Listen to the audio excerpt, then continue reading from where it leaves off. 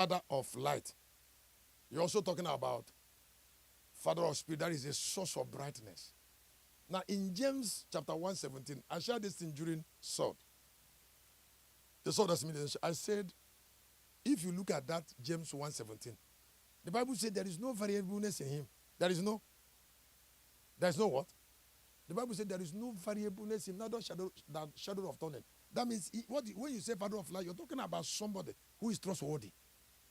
When you say he can't vary, it means he's worthy to be trusted.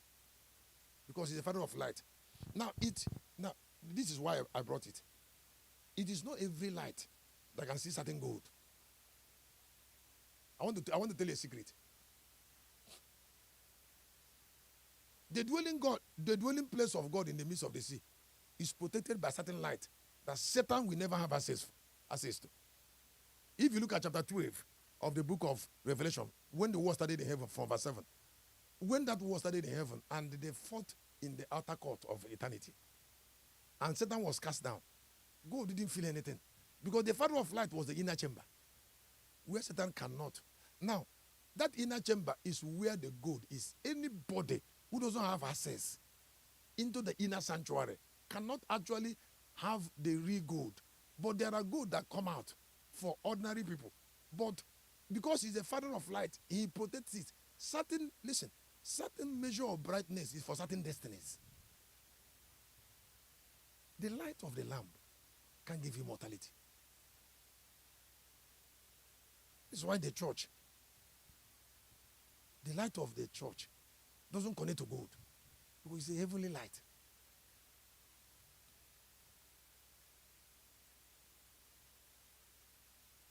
So is it possible? That's my question.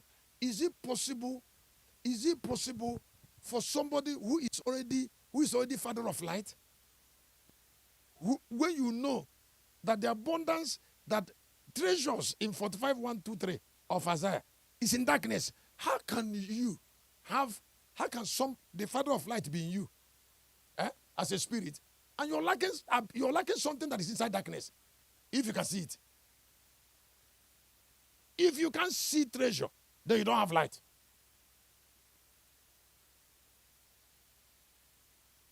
That means the Father of light can see treasure everywhere. Excuse me. Let me ask you to listen.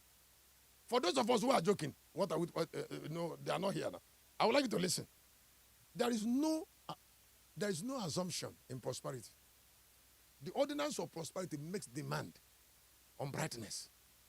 Let me say it again. I said the ordinance of prosperity makes what? Makes undeniable. Now, it is in light that prosperity is measured. Write it down. It is in light that prosperity is measured. That means it is the type of light that controls the kind of money you have. God does not give money to effort. I'm not saying that you cannot open shop and be selling flour. There are always people that there are people that have flower spirit. That they change flour in their house every 3 months. Now, excuse me.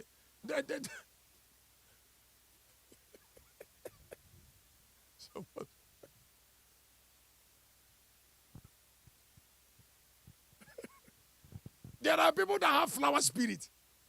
That every 3 months, they will change the flower in their room. They will go and buy new pot. Because of the angel of vanity. Now, that means you have a stable customer already by selling flour. That does not mean you're rich. Your shop might be big at VI shopping complex. Excuse me. Might be a big shop. But I tell you, light measures degrees of treasure.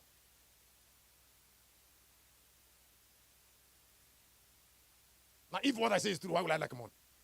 You want me, now I'm about to close this meeting. You want this meeting to close and I'll be broke? How? How? What I'm trying to tell you is not today that I know. I say it's not. There are people that when they see me, they say, Shepherd, our God will surprise you. You will just give me time. I say, go and sleep. All these years I'm into knowledge. I've written 463 books. I'm into prophetic ministry for 32 years. You want to surprise me? Is there anything in you that I can see? You say your God will surprise me. With what? What measure of light is in you that you surprise me?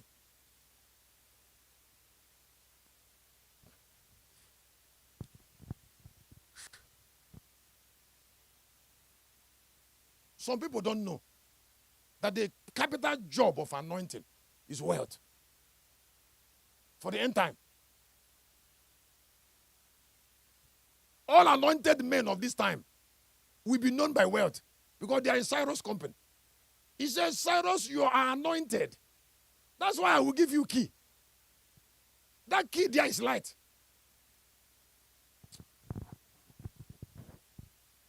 I said, the key is light. All right.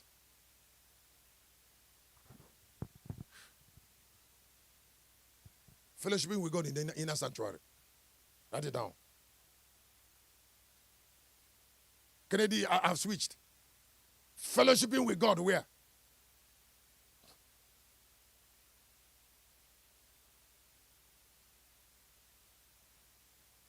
When God wants to make people rich, what he does is to call them to fellowship.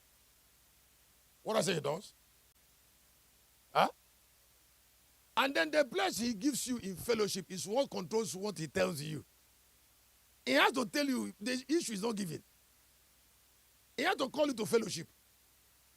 If there is no fellowship, there is no love. And if there is no love, there can't be sharing.